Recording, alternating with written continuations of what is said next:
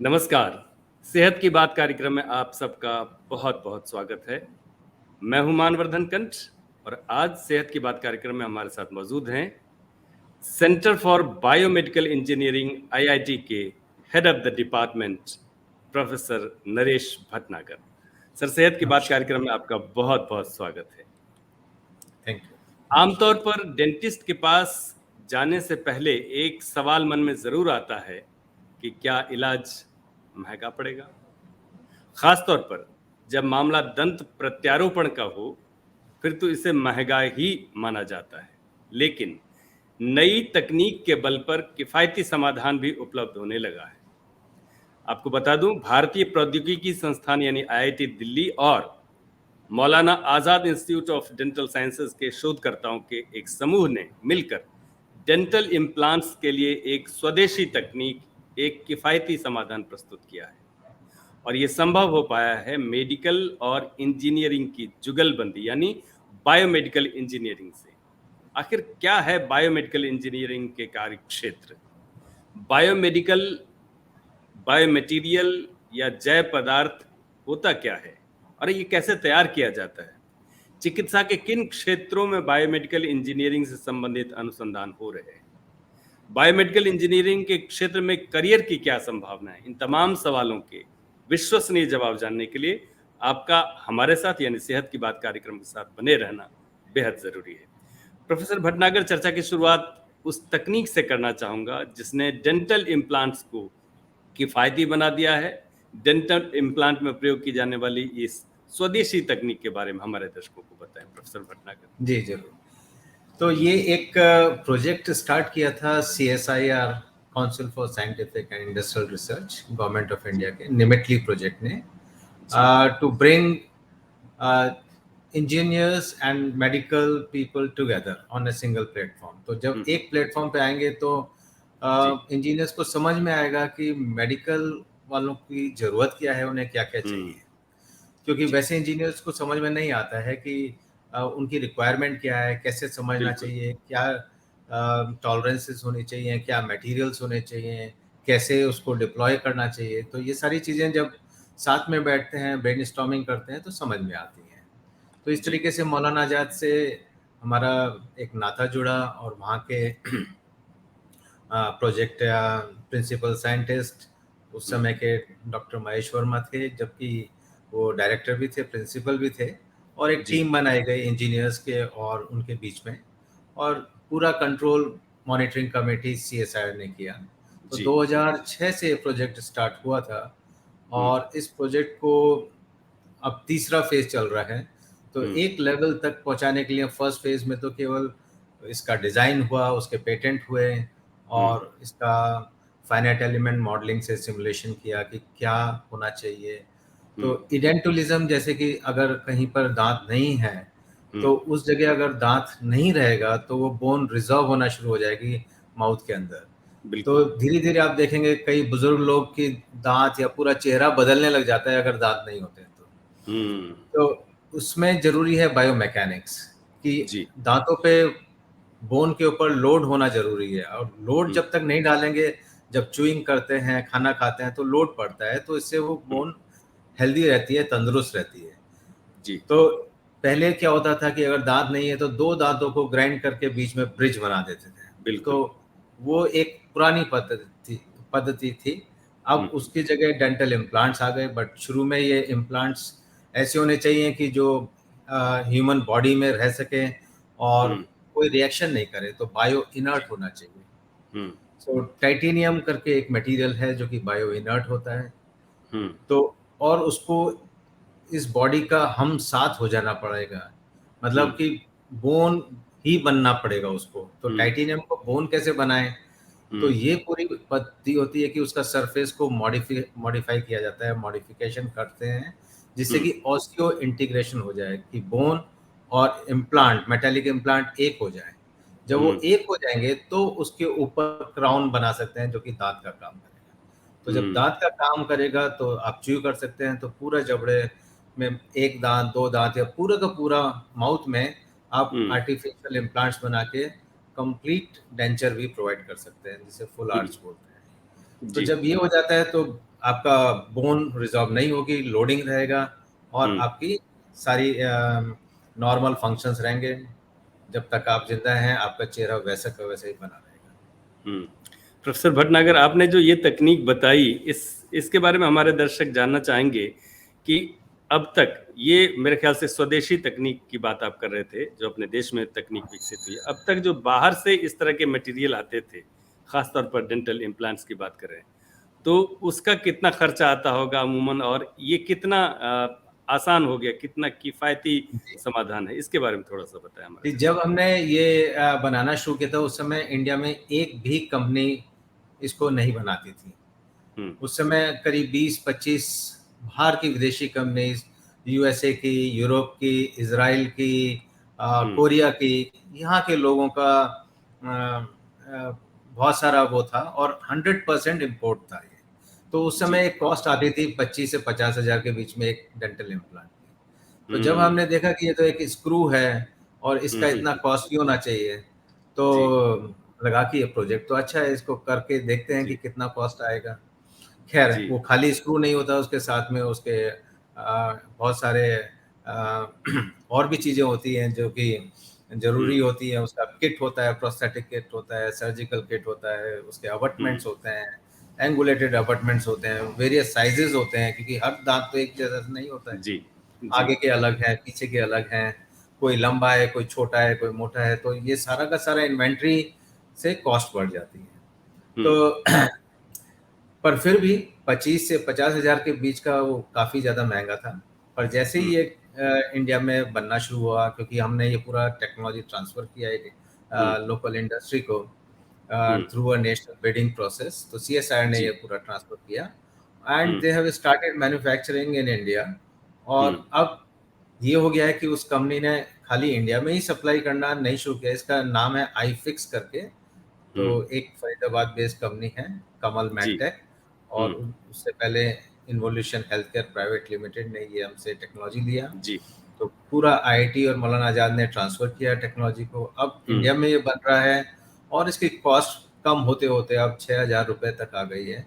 But एक अगर dentist actually में देखे तो 3-3,500 में भी ये मिल जाता है उसको, अगर ये वो बहुत खूबसूरत बात कही डॉक्टर साहब। और भारत जैसे देश में ऐसे ही इनोवेशन, ऐसी तकनीक चाहिए जो फ्रूगल हो, जो कम कीमत में किफ़ायती समाधान हो। डॉक्टर साहब, जब आप अपना वक्तव्य दे रहे थे तो मैंने देखा आपने एक बात कही कि जो डॉक्टरों की ज़रूरत है, उस ज़रूरत को समझ करके तब इंजीनियर्स सामने आते हैं, और शायद यही बायोमेडिकल इंजीनियरिंग का लक्ष्य भी होता है। ये तो एक बात है, एक समाधान है जो डेंटिस्ट सब के लिए आपने सोचा। ये बायोमेडिकल इंजीनियरिंग का कार्य क्षेत्र और क्या-क्या हो सकता है? इसके बारे में थोड़ा-सा बताएँ।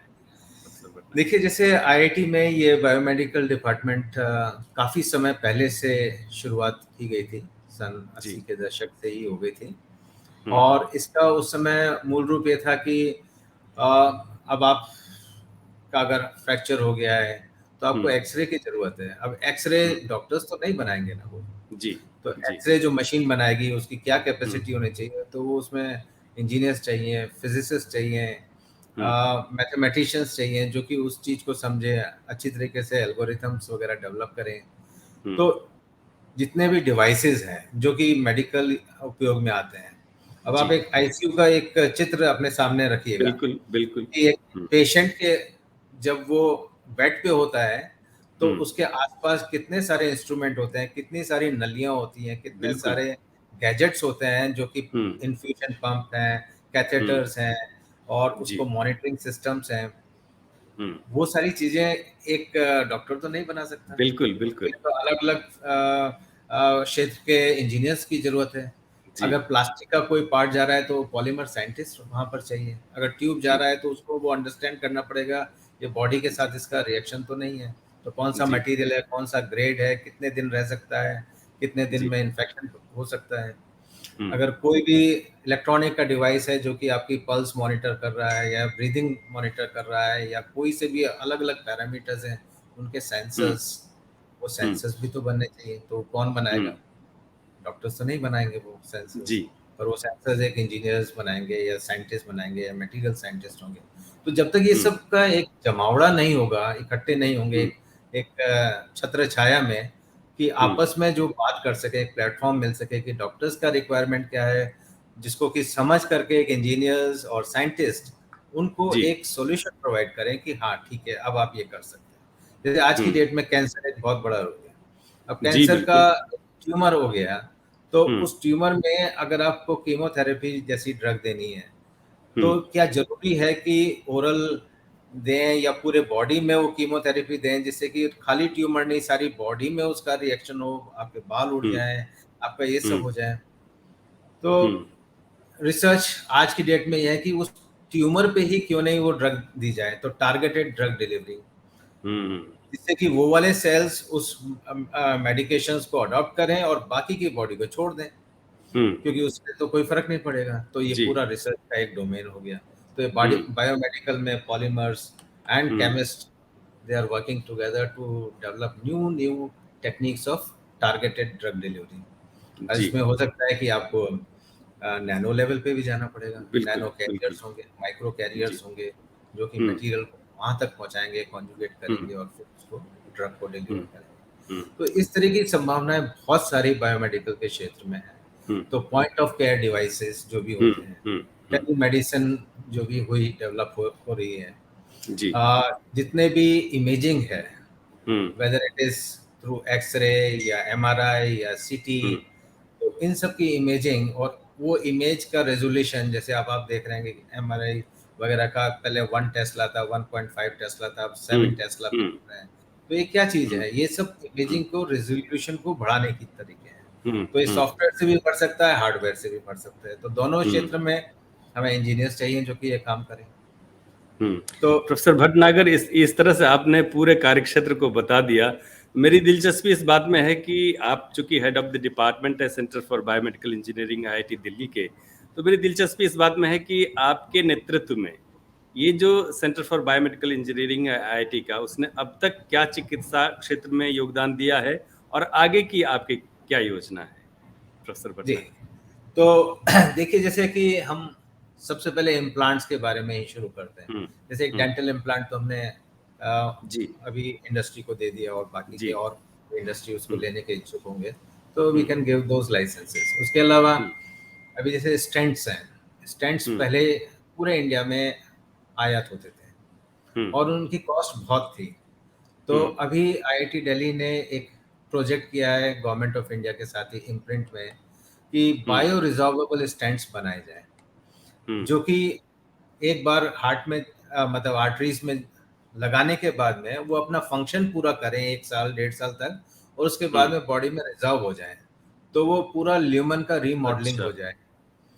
और ये प्रोडक्ट एक कंपनी ने अबॉर्ट करके, यूएस की कंपनी ने स्टार्ट किया था 2017 में, और 2016 में स्टार्ट किया था, पर 1 साल बाद ही उन्होंने विड्रॉ कर लिया क्योंकि उसमें फेलियर्स आने लगे थे। जी। तो एक पॉलीमर है जो कि बायो रिजॉर्वेबल है, बायो एब्जॉर्बेबल है, उसके स्टेंट्स बनाए गए थे, बट कुछ एक वजह से वो फेल हो गया। बट वो इतना बढ़िया चीज है, क्योंकि अगर मेटालिक स्टैंड की जगह, जो कि आजकल कोबाल्ट क्रोमियम के स्टैंड्स होते हैं, उसकी जगह अगर ये लगाया जाए तो डुअल प्लेटलेट थेरेपी पे इंसान को नहीं जाना पड़ेगा लाइफ लॉन्ग, नहीं तो उसको ब्लड थिनर्स यूज करने पड़ते हैं और एक लाइफ स्टाइल चेंज हो जाता है। पर अगर बायो रिजॉर्वेबल रहेगा तो वो लाइफ स्टाइल वापस से मेंटेन हो जाएगा आफ्टर 1.5 ईयर 2 इयर्स। तो कोई मेडिकेशन की जरूरत नहीं पड़ेगी, क्योंकि जो प्लाक था वो ट्रीट हो जाएगा। तो ट्रीटेबल स्टेंट्स होने चाहिए जो कि प्लाक को ट्रीट करें, ना कि मतलब एक लाइफ लॉन्ग एक लायबिलिटी बन जाए और आपकी आर्टरी में वो स्टेंट्स वहां पर रहें। तो IIT Delhi is working on it and एक स्टेज पूरा कर लिया है, एनिमल ट्रायल्स की तरफ जाने वाले हैं। तो एक ये है। ऐसे ही हमने एक breast cancer tumour marker AIIMS के साथ मिलकर बनाया है।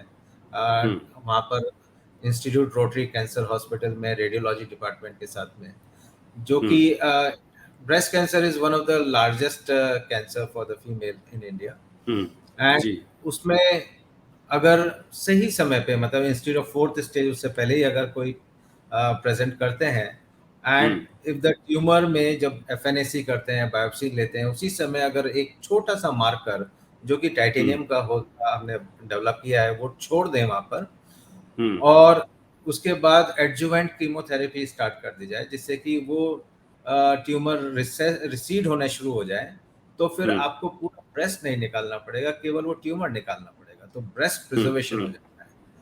तो ये adjuvant chemotherapy and breast preservation के लिए एक छोटा सा बायोमेडिकल का एक मार्कर है जो कि अभी तक लगभग 200 से 250 पेशेंट्स के लिए ब्रेस्ट को प्रिजर्व कर चुका है all India institute of medical sciences में, और इसको अभी तक पूरे इंडिया में कोई बनाता नहीं है, ना ही किसी के पास तकनीक है कि इस ट्यूमर मार्कर को टाइटेनियम से बना करके ऐसा बना लें कि वो हिले नहीं, क्योंकि जब आप कीमोथेरेपी दे रहे हैं तो वो डाइल्यूट हो जाता है, वो इधर उधर भागने की कोशिश करता है, तो उसको अटैच करने के लिए सॉफ्ट टिश्यू अटैचमेंट होता है, उसमें नैनो टेक्नोलॉजी पूरी यूज की गई है जिससे कि नैनो सरफेस जनरेट करके वो अटैच हो जाता है, जहां पे रखा है उससे 1 माइक्रोन भी इधर उधर नहीं होता है, तो आपको न्यूक्लियस मिल जाता है। तो जब न्यूक्लियस मिल गया तो गाइड वायर के थ्रू सर्जन जा करके केवल वो ट्यूमर निकाल लेता है और बाकी ब्रेस्ट प्रिजर्व हो जाता है, तो this becomes a important technique. तो ये एम्स के साथ आईआईटी दिल्ली ने मिलकर के, it was sponsored by DST, तो ये प्रोजेक्ट किया। अब इसी तरीके से आईसीएमआर ने अब एक नया प्रोजेक्ट स्टार्ट किया है एम प्रगति करके, जो मेडिकल डिवाइस मैन्युफैक्चरिंग बेस बनाना है। तो IIT Delhi, centre for biomedical engineering और दूसरे डिपार्टमेंट्स मिलकर के आईआईटी में एक पूरा का पूरा मैन्युफैक्चरिंग का, इम्प्लांट्स मैन्युफैक्चरिंग का बेस बना रहे हैं, जिसमें कोई भी इंस्टीट्यूट, कोई भी आईआईटी, कोई भी मेडिकल इंस्टीट्यूट, कोई भी एंटरप्रेन्योर या इनक्यूबेटिव अपना आइडिया लेके आ सकता है, एक प्रोटोटाइप लेवल तक जा सकता है, सीडीएससी से अप्रूवल लेंगे कि मेडिकल डिवाइस जो यहाँ पर टेस्ट हो, प्रोटोटाइप बने और वो क्लिनिकली वैलिड हो जाए, जिससे कि डायरेक्ट पेशेंट पे उनका ट्रायल हो सके। अदरवाइज ये ट्रायल फिर इंडस्ट्री के थ्रू होता है, तो छोटी छोटी industries, incubation, they cannot afford to get all the necessary license and approvals, और बहुत सारे डिफरेंट मेडिकल डिवाइसेस होते हैं, उनको एनिमल करना पड़ेगा या क्लिनिकल करना पड़ेगा, तो जल्दी से जल्दी कैसे वो पेशेंट तक पहुंचे। तो जो रास्ते, जो एक मेडिकल डिवाइस के लिए 10 साल का रास्ता होता है, उसको शॉर्टन करके अगर हम इसको 3 साल में, 5 साल में अगर पेशेंट तक पहुंचा दें, तो ये एम प्रगति करके आईसीएमआर ने एक बड़ा प्रोजेक्ट किया है, जो कि IIT Delhi has become the national centre. तो not only just centre of excellence but a national centre for medical device manufacturing. तो हम यहाँ पर सारी latest state of the art CNC machines, testing machines, characterisations, everything we are going to do. इसके अलावा हमारा अब फैकल्टी स्ट्रेंथ हम बढ़ा रहे हैं। एक हमने प्रपोजल दिया है जिससे कि आईआईटी के पीएचडीज और एम्स के पीएचडी जॉइंट डिग्री प्रोग्राम में एंटर कर सकें। तो एक प्रपोजल अभी उनके सीनेट में या उनके एडमिनिस्ट्रेशन में एम्स के पास है, आईआईटी हैज क्लियर्ड दैट, जिससे कि जॉइंट डिग्री होगा तो ना कि केवल इंजीनियर्स या scientist but also medical doctors can enter into a PhD stream. तो ये एक प्रोफेसर भटनागर, ये जो करियर की संभावना है इस क्षेत्र में, उस पर मैं बाद में आऊंगा। अब तक जो आपने बातें की उसमें एक जो बड़ी दिलचस्प बात मुझे समझ में आई कि आप लोगों के नेतृत्व में एक ऐसी तकनीक विकसित की गई है जिसमें दिल की क्षतिग्रस्त कोशिकाएं अपने आप सही हो जाएंगी। जैसा मैं जानता हूं, मेरी समझ है प्रोफेसर भटनागर कि जीन इंजीनियरिंग के माध्यम से भी इस तरह से कोशिकाओं में अगर विभिन्न प्रकार की गड़बड़ियां हैं उनको सही करने का कुछ तरीका विकसित हुआ है। इसके बारे में थोड़ा सा बताना चाहेंगे हमारे दर्शकों को? जी जरूर। तो ये एक जो हमने डेवलप किया है पिछले 4-5 सालों में, बल्कि इसका पेटेंट हमने 2012 में ही किया था, कि बायो रिजॉर्वेबल पॉलीमर, एक पीएलए होता है, पॉलीलैक्टिक एसिड बेस्ड, उसका एक को पॉलीमर बना करके जिसमें कि टफनेस हो जाए, खाली ब्रिटलनेस नहीं रहे। नहीं तो जो एबॉट ने स्टार्ट किया था वो काफी ब्रिटल था, प्योर पीएलए था, पीएलएलए था। तो उसके ब्रिटलनेस की वजह से वो अंदर स्ट्रट्स उसके टूट जाते थे, वॉल थिकनेस उसकी ज्यादा थी, तो अब वॉल थिकनेस को कम करके 150 माइक्रोन से हम 100 माइक्रोन्स और बिलो 100 माइक्रोन्स भी लेके आ गए हैं। पहले उसका ट्यूब बनाना पड़ता है। जब ट्यूब बन जाती है तो उसके ऊपर एक फेम्टोसेकंड लेजर करके एक मशीनिंग की टेक्निक है, जिससे कि हम उस स्टैंड का शेप देते हैं, जिसमें कि क्राउन्स और उसके अटैचमेंट रहते हैं, जिससे कि एक स्टैंड का लॉन्गिट्यूडनल या लेंथ वाइज वो बढ़ जाता है। अब वो भले ही 18 mm लॉन्ग हो या 32 mm या 54 mm, तो डिपेंड करता है कि कितना बड़ा चाहिए। फिर उसको एक बलून कैथेटर के ऊपर क्रिम्प किया जाता है। क्रिम्प करके वो 1 मिलीमीटर डायमीटर का हो जाता है और वो ग्रोइन के थ्रू जैसे कि नॉर्मल स्टेंट्स डाले जाते हैं वैसे ही डाला जाता है। बट क्योंकि ये एक पर्टिकुलर डायमीटर की ट्यूब से बनता है तो उतना ही वो एक्सपेंडेबल रहता है। तो इसमें और मेटालिक में दोनों में थोड़ा फर्क होता है, डिजाइन में, अंडरस्टैंडिंग में और डिप्लॉयमेंट में। तो इसको डिप्लॉय करने के लिए कम प्रेशर की जरूरत होती है।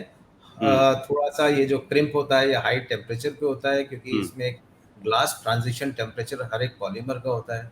अगर उसको रूम टेम्परेचर पे क्रिम्प करेंगे तो टूट सकता है, ब्रिटल होता है। और जब डिप्लॉय करना है तो भी उसको हाई टेम्परेचर पे करना होगा। एक बार कर दिया then it will remain there for 9 months to 12 months। और ये इसके ऊपर ड्रग का लोडिंग किया जाता है और ड्रग लोडिंग करने के बाद में जैसे इवोलिमस है, सिरोलिमस है, कई तरह की ड्रग होती हैं जो कि प्लाक को ट्रीट करने में हेल्प करती हैं, टॉनिसिस नहीं होती है।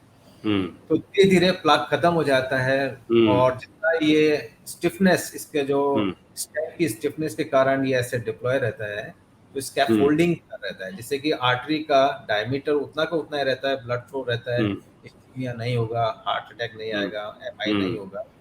तो धीरे धीरे ये अपना रिजॉल्व हो करके और बॉडी में हाइड्रोलिसिस के थ्रू CO2 और वाटर बन जाता है और 1.5 साल में या मैक्सिमम 2 साल में खत्म हो जाता है। तो एक ट्रीटमेंट भी हो गया, पर इसमें बहुत सारी टेक्नोलॉजी चाहिए, इसमें मार्कर्स होने चाहिए, रेडियो ओपेक मार्कर्स होने चाहिए, दिखना चाहिए फ्लोरोस्कोपी में कि ये स्टेंट कहाँ पे डिप्लॉय किया है, क्योंकि इंटरवेंशनल कार्डियोलॉजिस्ट जब डिप्लॉय करते हैं तो उनको दिखना चाहिए कि ये जो हम प्लेस कर रहे हैं, डिप्लॉय कर रहे हैं, वो सही जगह है।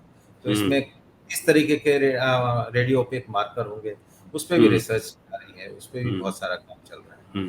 तो प्रोफेसर भटनागर, एक बात तो मैं साफ कर सकता हूं कि जो भी दर्शक अभी आपको देख रहे हैं या बाद में भी जो इस प्रोग्राम को देखेंगे, उन्हें एक बात का सुकून और अलग अतिरिक्त सुकून मिलेगा कि उनके किसी भी परिजन को अगर खुदा न खास्ते स्टेंट की जरूरत पड़ती है तो मेटल की जगह अगर बायोमटेरियल का बना हुआ कुछ स्टेंट डलता है जो अपने आप रिपेयर करने की भी जिसमें क्षमता है, तो कितना सुकून देगा उन सब के लिए। ये आप जैसे वैज्ञानिक और आप जैसे इंजीनियर, आप जैसे प्रोफेसर किस तरह से चिकित्सा को तकनीक की मदद से बदल रहे हैं।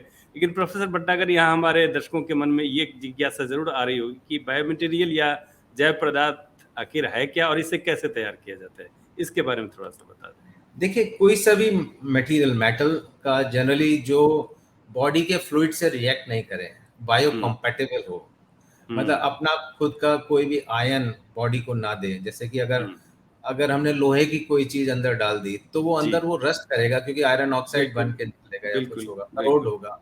मैग्नीशियम भी डाल देते हैं तो वो भी एक तरह से करोड हो करके कुछ बनाता है, प्लस हाइड्रोजन लिबरेट करता है। तो वो सब चीजों को हमें कंट्रोल करना होता है, कोई भी मेटल का होता है। तो स्टेनलेस स्टील का एक पर्टिकुलर ग्रेड होता है, 316 या 304 है। तो ऑर्थोपेडिक्स में स्क्रूज वगैरह जो भी लगता है या इम्प्लांट्स लगते हैं या नी जॉइंट है या टोटल हिप रिप्लेसमेंट के जॉइंट्स हैं, वो सब पहले जमाने में स्टील के होते थे, आजकल वो टाइटेनियम में होने लगे। तो titanium is a very good bio material, it's a gold standard, क्योंकि टाइटेनियम के ऊपर एक सरफेस आ जाती है टाइटेनियम ऑक्साइड इमीडिएटली, और वो ऑक्साइड कहीं पर भी हिलती नहीं है, वो हमेशा एज इट इज रहती है। तो टाइटेनियम का कुछ भी लीच आउट नहीं होता है until unless it's a alloy of titanium, vanadium, aluminum वगैरह, तो उसमें भी बहुत कम चांसेस होते हैं, but otherwise it is a very good material. तो कमर्शियली प्योर टाइटेनियम के स्क्रूज हैं, जैसे कि आप देखते हैं कि अगर मैक्सियोफेशियल सर्जरी कर रहे हैं तो उसमें बहुत सारे स्क्रूज लगेंगे, क्रेनियोटॉमी करते हैं उसमें जो स्क्रूज लगते हैं वो भी सब टाइटेनियम के हैं। स्पाइनल कॉर्ड का स्कॉलिसिस है और उसको ट्रीट कर रहे हैं तो वहाँ पर भी पेडिकल स्क्रू सब टाइटेनियम के होते हैं। आपके जितने भी बोन फ्रैक्चर्स हो गए, बोन प्लेट्स हो गए, बोन स्क्रूज हो गए, उसमें नेल्स हो गए, उसमें वायर्स हो गए, वो सारा टाइटेनियम या स्टील के दिए जाते हैं, क्योंकि बायो इनर्ट होना चाहिए। और अगर बाई बाई चांस कोई स्पूरियस बना रहा है, जो कि इंडिया में काफ़ी प्रेवलेंट था, और अभी थोड़ा सा बहुत ज़रूरी है जागरूकता कि स्पूरियस जी। अगर कोई बना रहा है, वो बॉडी में बिल्कुल नहीं डलना चाहिए, नहीं तो वो गैंग्रीन कर देगा, पूरा बॉडी कर देगा। अलग पड़ेगा कि समस्या आ जाती है। जी, जी। किससे है। तो इसमें मतलब गवर्नमेंट का रोल बहुत इंपॉर्टेंट हो जाता है, जैसे कि स्पूरियस ड्रग्स को जी। कंट्रोल करना पड़ता है, इसी तरह स्पूरियस डिवाइसेस को भी कंट्रोल करना बहुत जरूरी है। हुँ, कि अगर कोई लेट से माइल्ड स्टील का स्क्रू बना के उसको खूब अच्छी तरह जी। से चमका दे, उस पे पॉलिशिंग कर दे और बोले कि हुँ, स्टेनलेस स्टील का है, हुँ, वो गलत हो जाता है।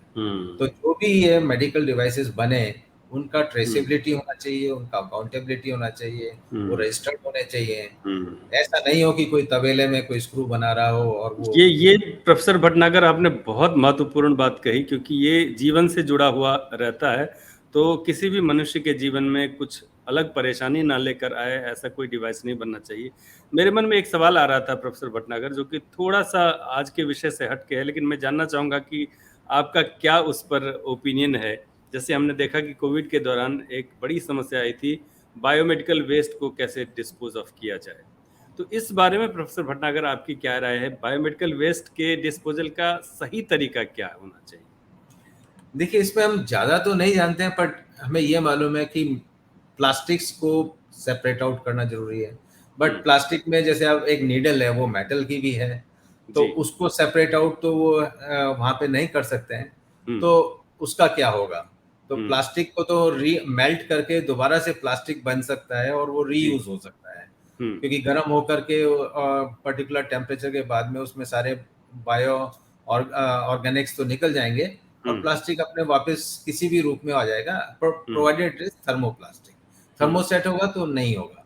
हुँ, पर मेटल को भी मेल्ट करके वापस से कुछ बनाया जा सकता है, वापस हुँ, लोहा लोहे में हो जाता है, एल्यूमिनियम एल्यूमिनियम में हो जाता है, हुँ, रिसाइकलिंग पॉसिबल हुँ, है। हुँ। या रिसाइकिल और रीयूज़ की बात कर रहे हैं आप सर। हाँ, रिसाइकिल और रीयूज, तो इसके लिए टेक्नोलॉजी होनी चाहिए कि we should be able to separate them out. Hmm, first thing, उनको सेपरेशन की बिल्कुल, ज़रूरी है। तो बिल्कुल।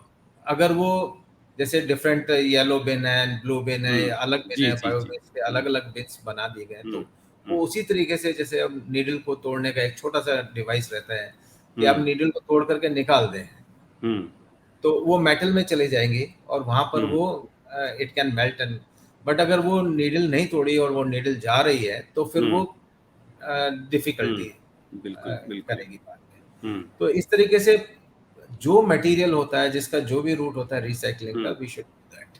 हुँ। और मतलब लास्ट में प्रोफ़ेसर इसी भटनागर, आपका मानना है कि ये तो एक तो तकनीक की बात है कि उस तरह की तकनीक डेवलप हो, और दूसरा ये भी आपने कहा कि जन जागरूकता भी होनी चाहिए कि जहाँ पर ये भी बायोमेडिकल वेस्ट सोर्स हो रहा है, वहीं पर उसको सेग्रीगेट करने का सेग्रीगेशन उस होना वैसी, चाहिए। हाँ, वो चेतना होनी चाहिए। प्रोफ़ेसर भटनागर, अपने दर्शकों से विदा लेने से पहले एक सवाल आपसे ज़रूर करना चाहूँगा कि जी। बायोमेडिकल इंजीनियरिंग के क्षेत्र में करियर की क्या-क्या संभावना है? देखिए, करियर बायोमेडिकल में इन फ्यूचर आफ्टर पैंडेमिक, जी। I think it is going to have a very big impact on general human life, hmm, because people have understood, सब जनों को अब समझ में आ गया है कि जो हुँ, डॉक्टर्स कर रहे हैं या जो हुँ, देश के साइंटिस्ट कर रहे हैं, हुँ, और जो ये काम कर रहे हैं, वो और कोई नहीं कर सकता, और उसके लिए स्किल सेट बहुत ज़रूरी है, understanding of hmm, materials, manufacturing, designing, hmm, and how it reacts with the human body. तो हुँ, बायोलॉजी और बायोलॉजिकल सिस्टम्स और एनाटॉमी और फिजियोलॉजी, ये सब चीज़ों की ज़रूरत है। तो एक हुँ, बायोमेडिकल इंजीनियर ये सारी चीज़ें एक कोर कोर्स में पढ़ करके उस हुँ, लेवल पे पहुंचते हैं कि they can deliver a hmm, product or a procedure or anything hmm, which can be used by a patient or which hmm, can be administered by the doctors. हुँ, अब doctors अलग अलग डोमेन के होते हैं, जैसे डेंटल हुँ, का हमने बताया, कार्डियक का बताया, ऐसे ही हुँ, ऑर्थोपेडिक्स के डॉक्टर्स हैं, वो तो उनको काम ही केवल उनके टूल्स टैकल्स सब बिल्कुल। इंजीनियरिंग से डिराइव्ड है। हुँ, अगर वो एक हिप जॉइंट करना चाहते हैं, तो उसमें उनके लिए एक फेमोरल स्टेम रहती है, उसके ऊपर हुँ, बॉल रहती है, उसके ऊपर सॉकेट रहता है, और उसका एक कप होता है और वो सारे स्क्रू से ज्वाइन करके वो पूरा एक नया आर्टिफिशियल आपका हिप जॉइंट बना देते हैं। तो जब तक ये बनाने के तरीके, ये डिजाइनिंग के तरीके ये नहीं सीखेंगे आज के इंजीनियर, अगर मैकेनिकल इंजीनियर सोचे कि मेरे को केवल इंजन बनाना है, रॉकेट बनाना है, कार बनानी है और ये सब नहीं बनाना है, तो वो गलत हो जाता है। उसको ये भी बनाना आना चाहिए, उसको मशीनिंग करना आना चाहिए, सरफेस मॉडिफिकेशन करना आना चाहिए, ये भी पार्ट ऑफ इंजीनियरिंग है, बट एप्लीकेशन अलग है। तो ये ह्यूमन के लिए सारी एप्लीकेशन आ जाती है। तो थोड़ा सा माइंडसेट अगर चेंज करें, शिफ्ट करें, तो biomedical engineer can become one of the biggest hot selling career in future. बिल्कुल। प्रोफेसर भटनागर, ये भी बता दें कि अगर कोई इस दिशा में अपना स्टार्टअप शुरू करने की सोच रहा हो, जो भी दर्शक, जो हमारे युवा दर्शक बहुत सारे जुड़े हुए रहते हैं, वो अगर स्टार्टअप सोचें बायोमेडिकल इंजीनियरिंग के क्षेत्र में, उसके लिए आपका क्या सुझाव रहेगा? देखिए, स्टार्टअप करने के लिए ये सबसे अच्छा डोमेन है, provided you have little bit of patience and Perseverance. क्योंकि कोई भी मेडिकल प्रोडक्ट 1 साल में, 2 साल में आपको रिटर्न ऑन इन्वेस्टमेंट नहीं देगा। वो मिनिमम 5 साल उसका गेस्टेशन पीरियड होता है। तो अगर 5 साल के लिए अगर आप अपना फंड्स को पार्क करते हैं या जो भी इन्वेस्टमेंट करते हैं, then you can have a good startup. Let's say 3D printing is a new technology which can give patient specific implants और टेक्निक्स। तो अगर आज आप इस साल स्टार्ट करेंगे तो हो सकता है 2 साल तक आपको मैन्युफैक्चरिंग में स्ट्रगल आएगा, बट तीसरे साल में आपका मार्केटिंग में स्ट्रगल आएगा और चौथे और पांचवे में आपका पूरा सेटअप तैयार हो जाएगा। तो अगर आपके पास पेशेंस है, परसिवरेंस है और पैशन है, 3 P's, patience, perseverance and passion, then you are fit for any startup in the medical field. Patience, perseverance और पैशन, ये 3 सूत्र वाक्य दे दिए प्रोफेसर नरेश भटनागर जी ने हमारे दर्शकों को। प्रोफेसर भटनागर, सेहत की बात कार्यक्रम में आपने अपना बहुमूल्य समय दिया, अपने अनुभवों को हमारे दर्शकों के साथ साझा किया, इसके लिए आपका बहुत बहुत धन्यवाद, बहुत बहुत आभार। दर्शकों, यह कार्यक्रम आपको कैसा लगा? अपना फीडबैक और सुझाव देने के लिए आप हमें ईमेल कर सकते हैं। हमारा ईमेल आईडी है indiascience@vigyanprasar.gov.in। आप अपनी राय हमें डाक के द्वारा भी इस पते पर भेज सकते हैं। हमारा पता है विज्ञान प्रसार, A50, सेक्टर 62, नोएडा 201309, उत्तर प्रदेश। आप अपना और अपनों का बहुत ख्याल रखिए और हमें दीजिए अनुमति। नमस्कार।